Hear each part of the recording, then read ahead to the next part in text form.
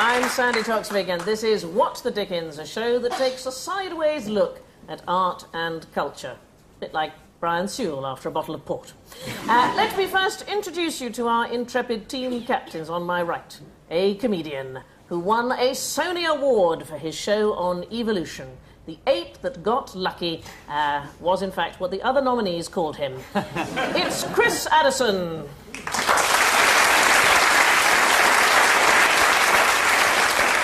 And on my left, a comedian who last year won the BBC's Maestro programme after proving she really knew how to handle a baton. She has since been headhunted by the Metropolitan Police. It's Sue Perkins. With Chris tonight is an actress and impressionist whose impersonations include Nigella Lawson, Fiona Bruce, Anne Widdecombe, and, annoyingly, me. If only I'd known, I could have taken the night off. Would you please welcome Jan Ravens.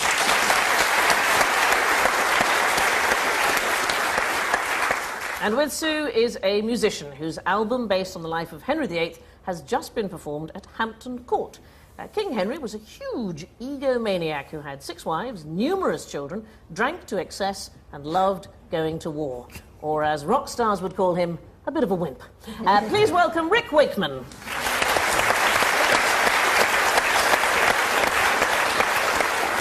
Right, our first round is called 3 Steps to Heaven. 1 photo at a time is shown to each side to a maximum of 3. These are progressively easier clues, OK? To incidents and characters from a famous film, book or play. Now, 3 points will be awarded if the teams can guess the answer from the frankly impossible first image, reducing to just 1 point for the third, which is easy. Like a Sunday morning.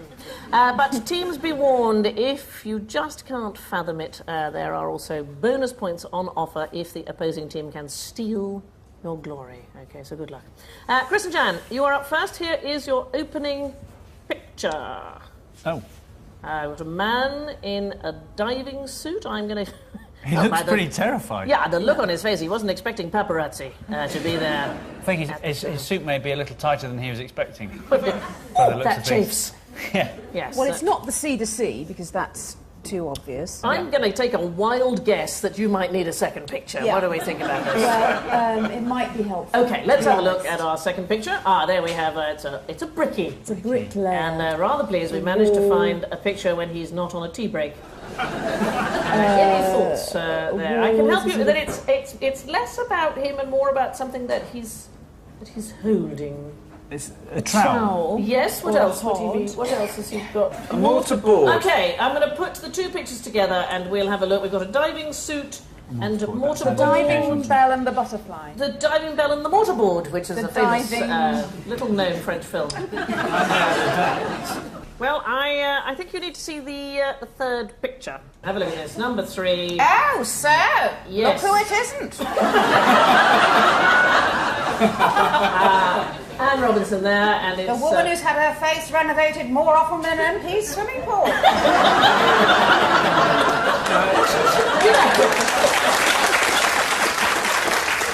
She does look like something you'd fish out the moat, doesn't she? Yeah. So we've got the diving suit thing going on. It's a diving suit. Is that the element? Well, I'm trying to be mildly helpful. Mortarboard and Mrs.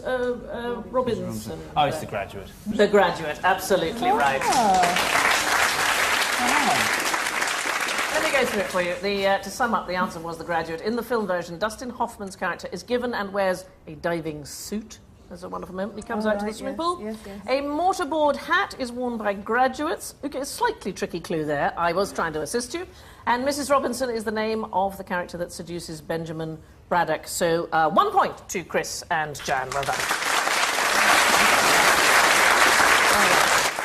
Charles Webb, okay, who wrote The Graduate. I love this. He and his wife, who's called Eva, have been labelled as the world's most notoriously eccentric arts couple. Does anybody know why? Do they have an artist in who paints them while they're making love? Actually paints them. Do you know, I feel Could you slightly keep still, unwell please? now. I'm trying to do the tricky guess. I'm hoping you'll say no to that, because it's nice to be unique with something. You'll always be the first and last with that one, Rick. Out of interest, was it oils or pastels? Just so we know where we're headed. Unfortunately, at my age, it's a very quick sketch. Again, that slight nausea feeling coming through. Anyway, amongst other things, they also sold their wedding presents back to the guests. That's good. I could do For a that. profit. Yeah, it made money. They've given away 4 successive houses, and they once put all their possessions on their front lawn and told locals to come and get what they want, which I quite like as a sort of... I've done that. It's called 3 divorces. Help yourself, yeah. You just put it on the lawn now, do you? Yeah, Save right. time. I just give him the lawn. It's easy. Who was it who said the best way, or the best thing he's going to do? Sorry, dreadful thing. I think I'm actually going to quote Jim Davidson. Please don't broadcast this. I never thought I'd see the day. Do not broadcast this. Did he not say the next time I'm going to find a woman I don't like and buy her a house, it'll save time?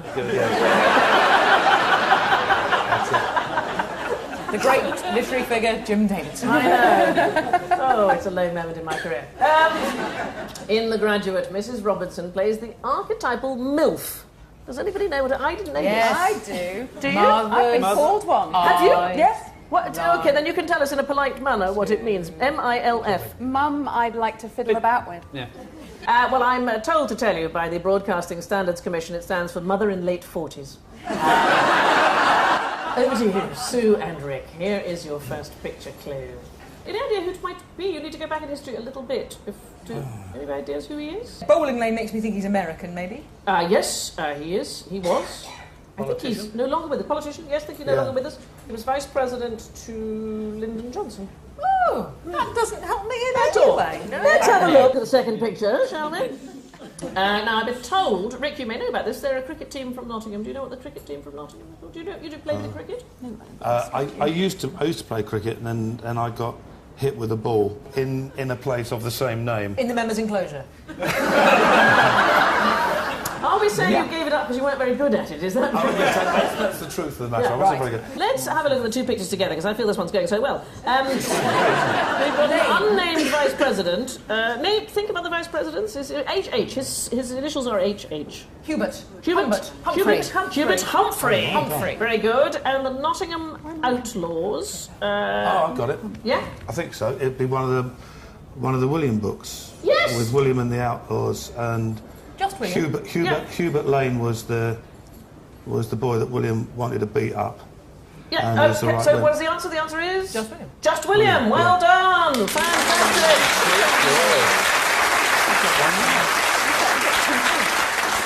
2 points. So let's have a look at the third picture, and that is, of course, a picture of Her Madge looking splendid in violet. Do you see what we've done there? It's Elizabeth in violet.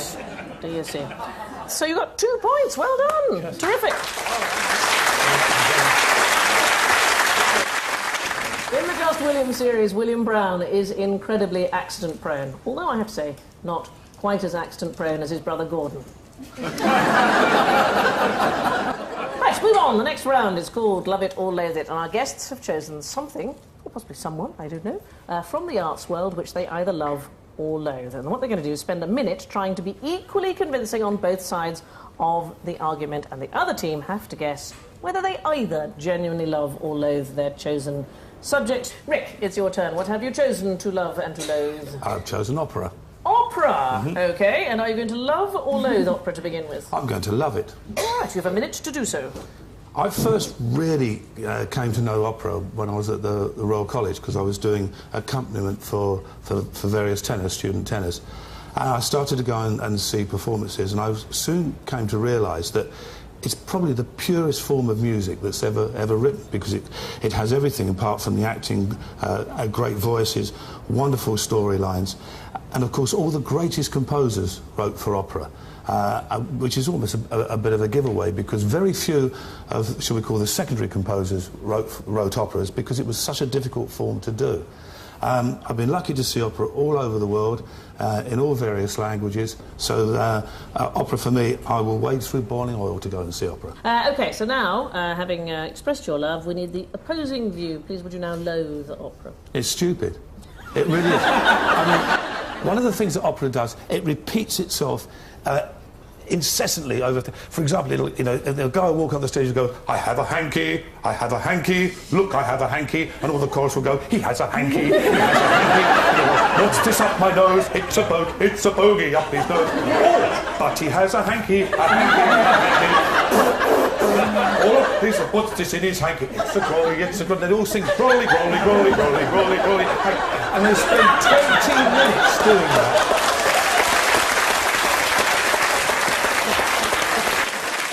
I love the idea of the hanky, a Rick Wakeman opera.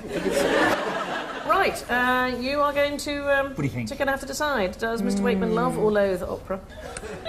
I think it's loves. He bloody loves it. You bloody love it. Yes. Not the style. Very good.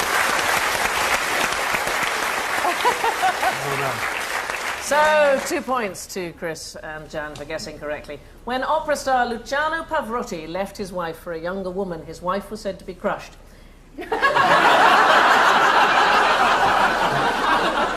As indeed was the younger woman. I have to say, I am not a big fan of opera. If I really wanted to spend 3 hours watching fat people wailing, I could pop down to my local Weight Watchers for them. So, Daniel, what is your chosen subject? My chosen subject is Sean Connery. And are you going to love or loathe Sean to begin with? I'm going to love him. Right, you've a minute to do so. Well, the reason I love Sean Connery is I think he was the first bloke that I saw in a movie and was like just sort of an icon of maleness. And my own father was rather sort of unprepossessing, and I think I maybe craved this big, strong, sort of, hunky, swarthy figure to sort of latch onto and fantasize about. And that lovely big black hairy chest. One of my favourite ever films, The Untouchables. Seeing him as Malone in The Untouchables, and that scene where you see the guy outside Racine 1634 and you think, oh my God, Sean's number is up, and he crawls across the floor when he's all been mashed up by machine gun fire and tries to make it to the other end of the floor. Let's leave it there on that cliffhanger. I've never seen the film, so don't spoil it for me. We flip it on its head now, and Jan, you've got the exact same amount of time to totally contradict yourself. Well, I first saw Sean Connery in the James Bond films, which I can't bear at the best of times, but I particularly can't bear him doing all those corny lines like, something big's come up.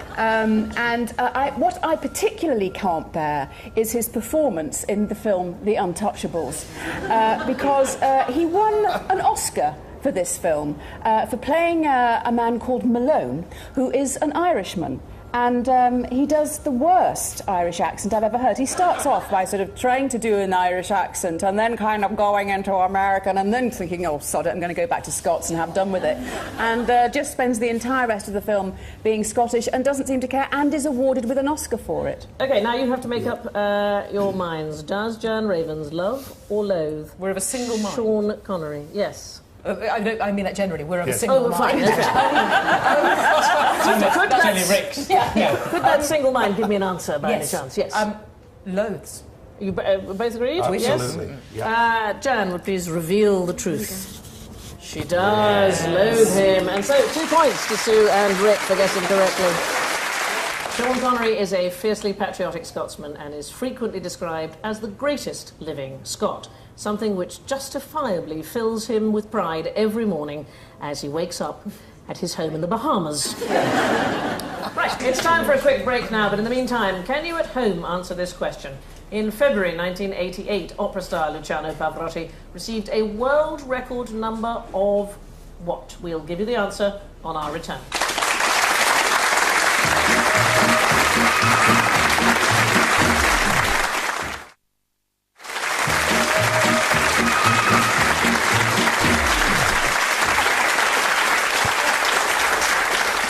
Welcome back to What the Dickens, where before the break I asked, in February 1988, Luciano Pavarotti received a world record number of what? I will tell you, the correct answer is curtain calls. He received a staggering 165 curtain calls and was applauded for 1 hour and 7 minutes. Oh, those Italians. After singing at the Deutsche Oper in Berlin. Oh, Usually they're pretty curt on applause. That was sufficient. We have enjoyed ourselves, now leave. The next round is called Common People. I'll show each team 3 famous faces from the arts world, and they have to tell me what the 3 have in common. So, Chris and Jan, here are your 3. Oh, right. Are they all stuck in a fruit machine? So we have Maurice Ravel, Ernest Hemingway and Walt Disney, and I want to know what those 3 have in common. Ravel's, Bolero... Ice? They've all got ice in common. This is my guess. I'm gonna go with Disney and Ravel having ice in common, but Ernest Hemingway not so much. Well, apart from in his drinks. Have they all said farewell to their arms? Well, that's a very clever joke, actually. Thank you. It That's was okay. registered by literally half a person. Farewell to Arms was, in fact, the Hemingway novel inspired this thing. The novel was inspired by his experiences doing this thing that they all have in common. They were all ambulance drivers in the First World War. Yes. All 3 of them. In fact, That you know... must have been a really good fun ambulance. Imagine getting injured and you're picked up by these guys. In the movie 10, Bo Derek seduces Dudley Moore and they famously make love to Ravel's Bolero. Apparently it lasts about 15 minutes, is performed in one movement and accelerates towards the end. As for the Bolero, I have no idea what that's about. Oh, cheap and yet funny. Over to you, Sue and Rick. Here are your 3.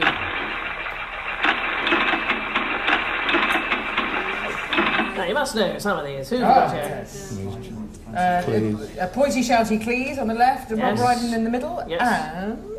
Rossi or Parfitt? Francis It's Rossi. Francis Rossi. Okay. He looks So like John Eric Cleese, Cantona. Rob Brydon and Francis Rossi, they have something in common. And you'll be tearing your hair out if you don't get this. Looks like they've been tearing their hair out. Well, we're close. We're very close. You need to go back to their roots. Have they all had Yes. hair implants? Yes! Oh, very, brilliant. very good. Very good, darling. Yeah. Very, very good. Anybody know John Cleese's his family's original surname? Cheese. It is Cheese. You get an extra point for the... his father, Reg Cheese. Changed it when joining the army. You could see why, couldn't you? It's not going to go well. Cheese. John Cleese's father's name was originally Cheese. When he was born, the midwife held him up and said, 7 pounds, 4 ounces. It's a little bit over, is that all right?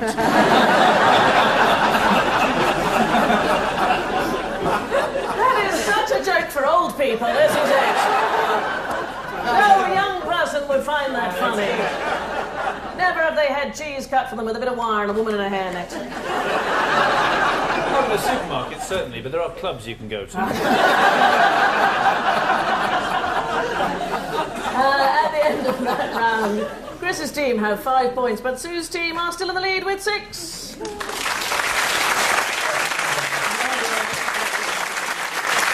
Our final round is called Losing the Plot. Our captains have 90 seconds each to impart the title of a well-known work through clues from the plot, but without mentioning any names or places and without using, thank you very much, people, words from the title. Yes, A lot of Sandy. naughtiness that goes on. Now, at the moment, Sue and Rick, you've got the good fortune to be leading, so you will start. Have you got your envelope there? Yes, I Mr. Perkins? Yep, I'm going. Okay, so this is a list of various You loose and limbered, Rick. marvellous things. You have 90 seconds starting now. Ooh, I need sex. There's a gardener down the way. He'll show me. Oh, it's banned, though. It's naughtiness. Literature, this is. Gardener. I'm having an affair with him. Lady Chatterley's lover. Indeed. Hi, Jinx. Ooh, matron. Ooh, Mrs. I've just discovered America. Kenneth William- oh, I've just discovered America, but it's a kind of all my bras come off, and it's just pinged across, and it's a hilarious, fun, good classic British fun. Carry on. Yes, we've discovered America. Who's done that? That's a thing. Who discovered America, darling? I know. But Columbus. Carry on. Hey! Same sort of thing, but this time we're going to put up tents. Carry on camping. And this same thing again, but this time we're in a mysterious place. Recently, some of the people were liberated by an actress with blonde hair. Oh, and that's Gurkhas. Yes, but nearby, what would you do? We're wearing kilts, we're showing them to everybody. Carry on up the car. Yes.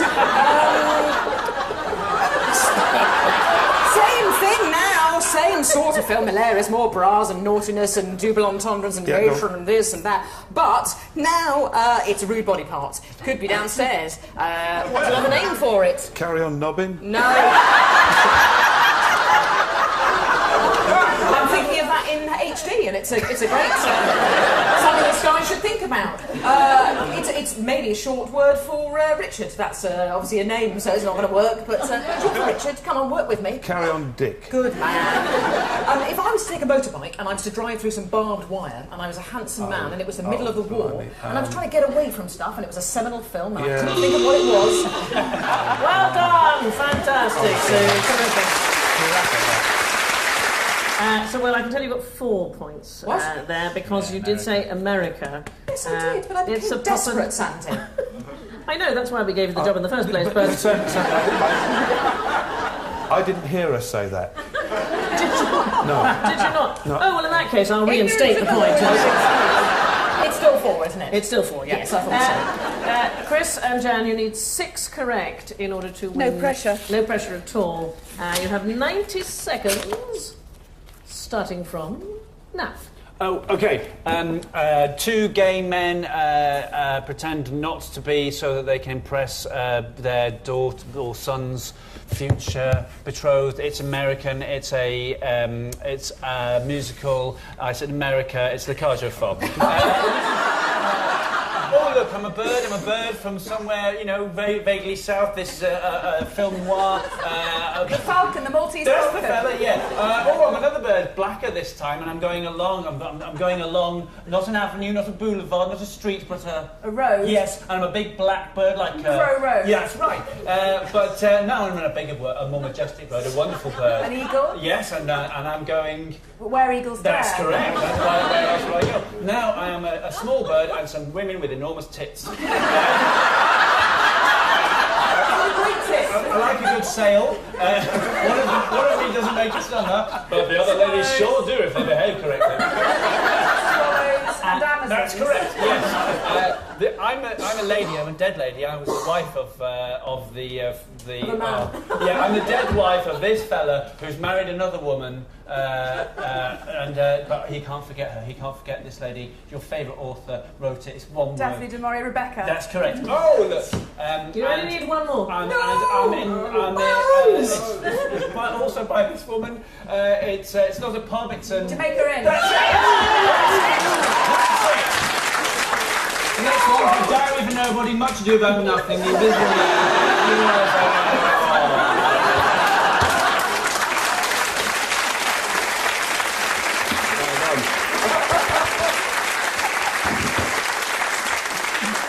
Well, after all that excitement, I don't think I need to tell you. Sue Perkins is no longer with us. This has been the Rick Wakeman Memorial Programme. Chris and Jan are the winners. Please show your appreciation for both the teams.